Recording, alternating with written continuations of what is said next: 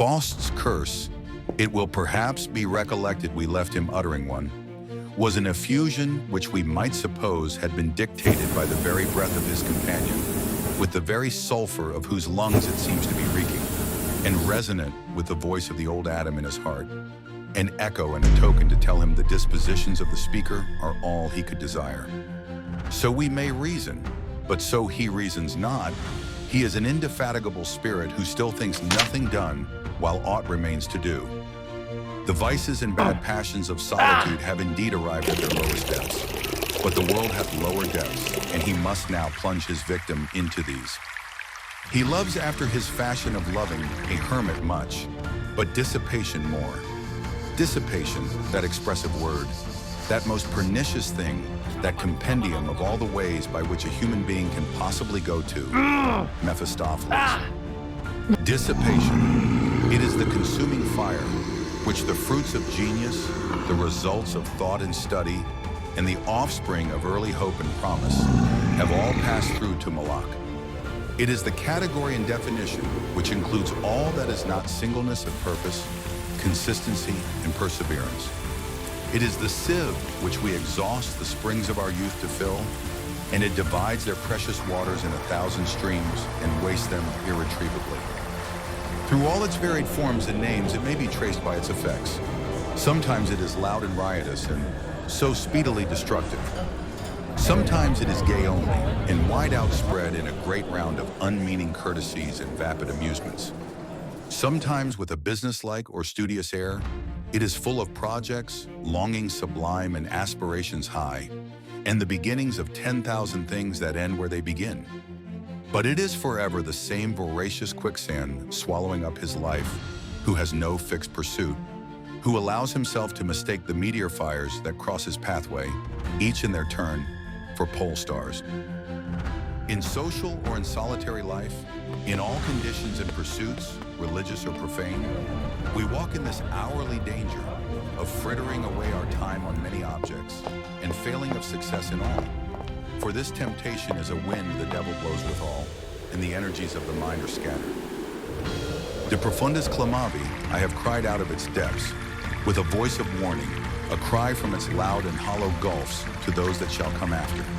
But they would not believe the warning, though one came to deliver it from the dead. To them the vortex is attractive, but not to Faust.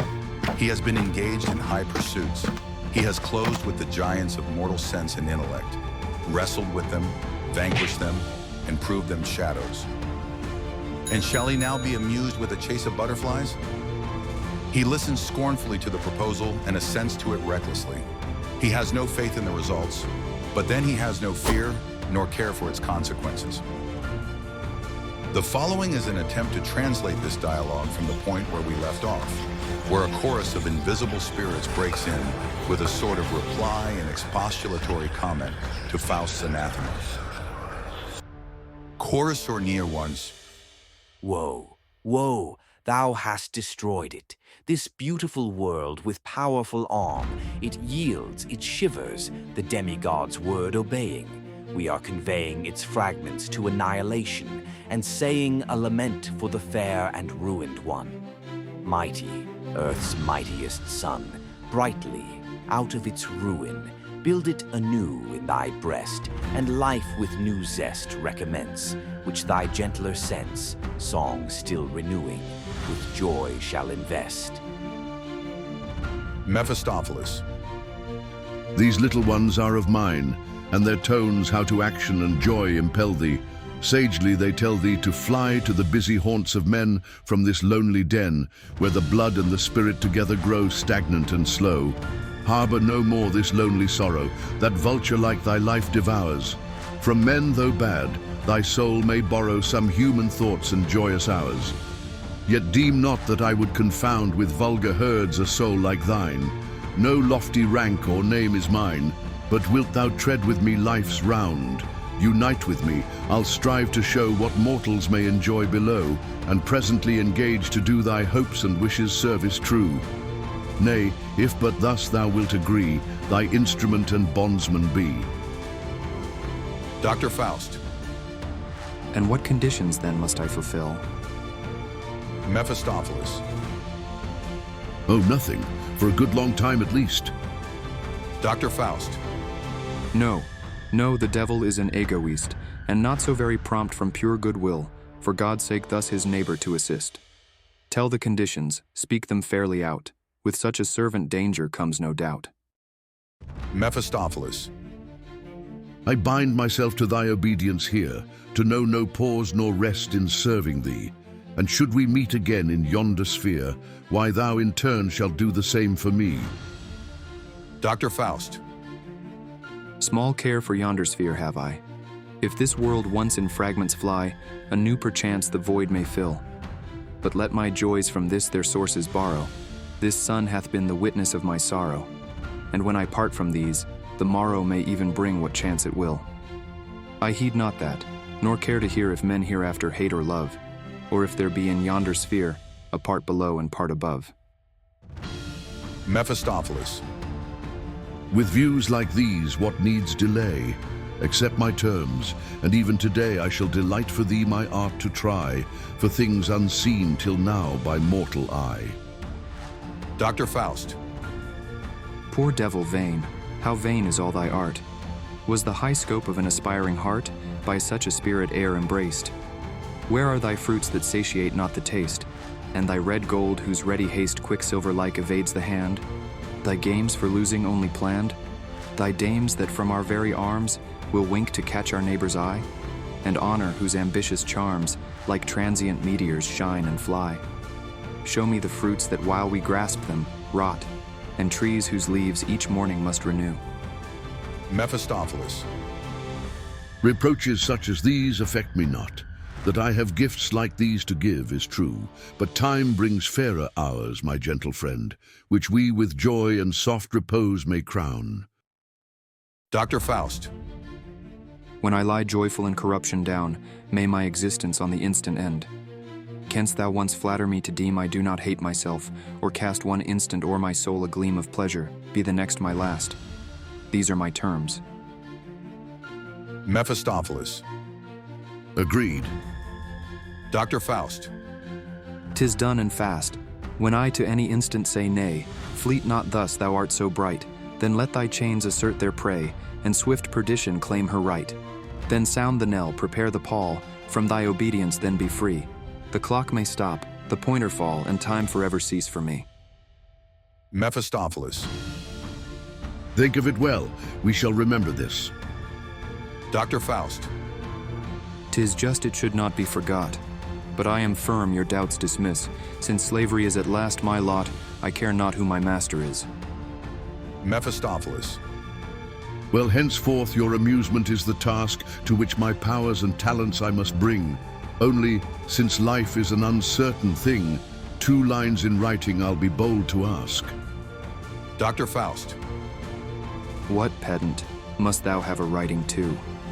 Unused with honest men to have to do, let it suffice thee that my spoken word shall bind my soul like a recorded vow. Though in this reckless world it seems absurd that forms of promise should appall me now. Yet such a weakness still the heart retains, so unresolved enslaved our feeble minds.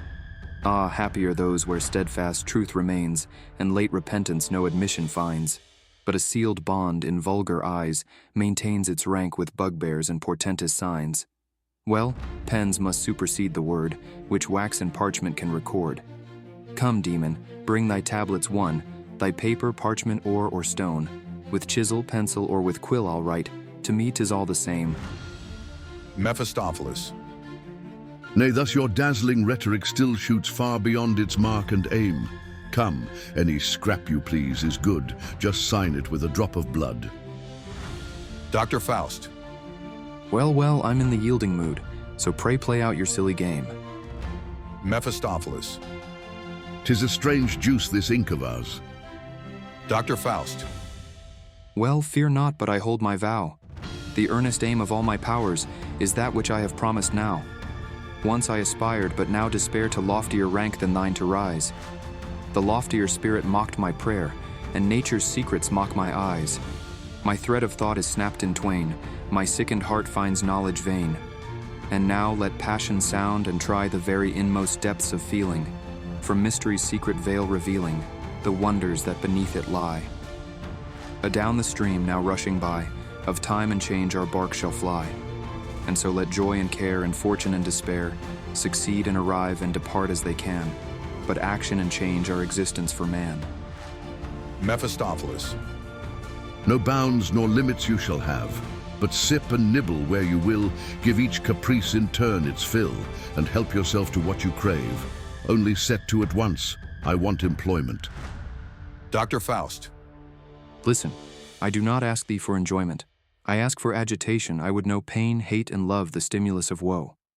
My love of science cured hath left a void, where every passion is a welcome guest, and all man ever suffered or enjoyed, I would embrace within my single breast. His spirit's heights and depths attain and sound, his joys concentrate, all his anguish bear, expand my soul to his extremest bound, and wrecked at last, his endless ruin share. Mephistopheles. O trust to me, for ages, year by year, I've fed to fullness on these fruits unblessed.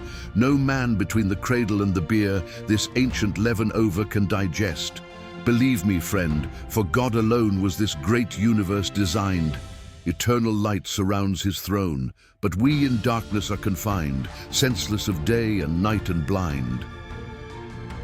It is worthy of remark that the character of Mephistopheles is in general represented as absolutely passionless, and this exclamation, "Oh, trust to me," etc., is the only instance in which he shows anything like pathos or gentle feeling.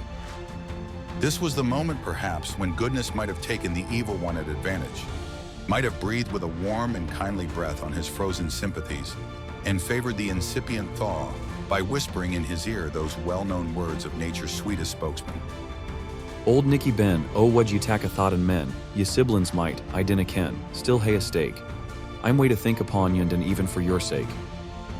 These ideas may be erroneous, but it is not amiss to indulge them, for with such grains of allowance should evil always be represented, and we ought not to admit into our minds even its abstract idea undiluted.